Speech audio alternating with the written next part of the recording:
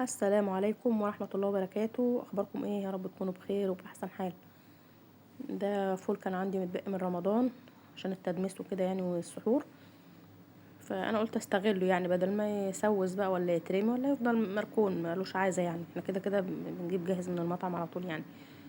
فانا قلت بقى هاخد منه كده هوت شوية اعملهم انبته. هو ممكن يتنبت يتدمس بطعمية بصارة اي حاجة، الفول يعني بيتعمل كذا حاجة. فهو عندي بصراحة اما بيتنبت بيتاكل، لو عاملة كمية يعني ما شاء الله وقعد معايا طول اليوم بناكل منه عادي. بس هو بيبقى حلو لما بيتعمل بطريقة كويسة زي كده بيتاكل يعني تمام. وممكن برضو ساعات انا كنت بعمله كده في رمضان، انقع كل ده واخده كده افصصه واعمل منه الطعمية عادي. هو الفول اللي بيجي مدشوش ما هو زي ده، بنقي كده هوت منه اللي هي مكسورة او مفتوحة كده هوت او واحدة مكسورة واحدة نصها مثلا رايح بقى اخدها نلم كل ده واعمله في الطعمية زي ما انتوا شايفين اهي كده. بشيل منها القشرة بتاعتها وخلاص، وباكل منه برضو. ماشي كده. انا كنت نقعاه من بالليل عشان قلت بقى اعمله يعني في اي وقت وانا قاعده كده مش مشكله. هو كده كده لازم هيتلف في حاجه عشان ينبت بقى، لازم تطلع النبته بتاعته دي او الزرعه بتاعته. فانا كنت نقعاه من بالليل فهو خلاص طري، مش محتاج بقى ان هو يقعد تاني زيادة عن كده في الميه.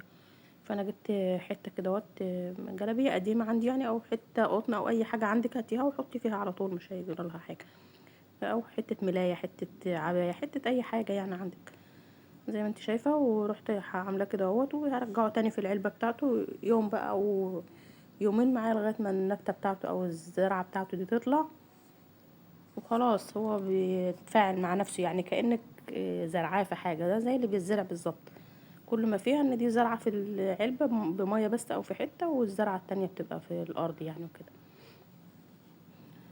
تمام. شايفين بعد يوم انا طبعا حطيته في الحتة ورحت دلقة عليه برضو مية تاني عشان الحتة كانت ناشفة وكده، لازم تبقى حطها في مية مبلولة يعني وكده تمام. شايفين الزرع ما شاء الله. انا ممكن كنت عملته من قبل كده بشويه، بس انا سبت يوم تاني عشان انا بحب الزرعه بتاعته دي تبقى طويله كده. بحس ان انا باكل فول اخضر لما بيبقى الزرعه بتاعته دي بيبقى طعمه طعم الفول الحراتي اللي هو الفول الاخضر. شايفين الزرعه بتاعته ما شاء الله. هو كده قعد يومين في المخبأ بتاعه ده. هاخده كده بقى على الحوض اغسله. شايفين الزرعه بتاعته ما شاء الله، حاجه كده يعني تفتح النفس. هو انا عامه ماليش في الفول قوي وملناش تقول يعني عليه، بس هو اتفرض عليا جبته عادي بقى. فانا بستنفع بيه ما برميهوش، بعمله اي حاجه ندمسه بقى، ياك اعمل فيه اي حاجه. اغسله الغسله الجميله دي. هو اصلا انا كنت غسلاه كذا مره بعد ما اتنقع، فالميه بتاعته يعني مش وسخه قوي ولا فيها اي حاجه.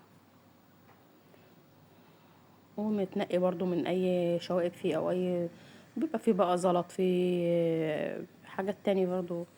الفضلات دي فولة مسوسة واحدة بايظة بقى يتلم ده كله ويترمي تمام. وعندي بقى الحلة، انا كنت حاطة الحلة طبعا تغلي فيها بصل وقوطة وفلفل ومرقة دجاج، كأنك هتعملي شوربة لحمة يعني من الاخر.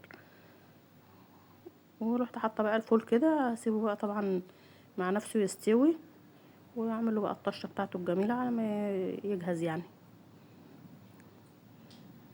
معايا بقى معلقة توم كبيرة، كأنك جايبة بصلاية وهتعملي تقلية يعني بيها، بس هو بيتعمل بالثوم، طشة الثوم.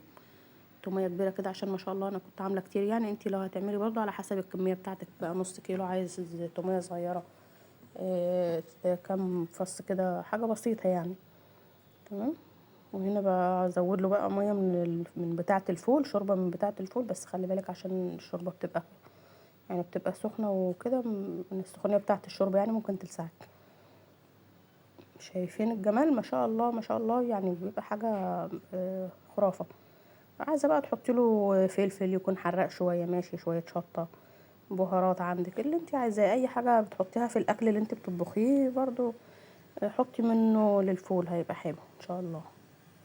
اي حاجه، شوربه بقى، مرقه دجاج، عندك لو عندك شوربه بتاعه فراخ حطيله برضو شويه، عندك حته لحمه حطيها، حته فرخه. يعني الفول ده ما شاء الله يعني احنا ساعات بنعمله وبنحط فيه لحمه، بس لما بتبقى اللحمه متوفره يعني. انا حطيت له شويه بهارات كده، فلفل وكمون وملح على بعضه حطيتهم له. هو كده مستوي، مش عايز اي حاجه، خلاص بقى يعني على الاكل على طول.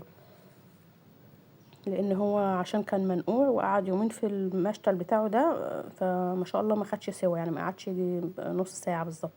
هو تقريبا كان مهري، بس كان حلو يعني، ما شاء الله طعمه حلو.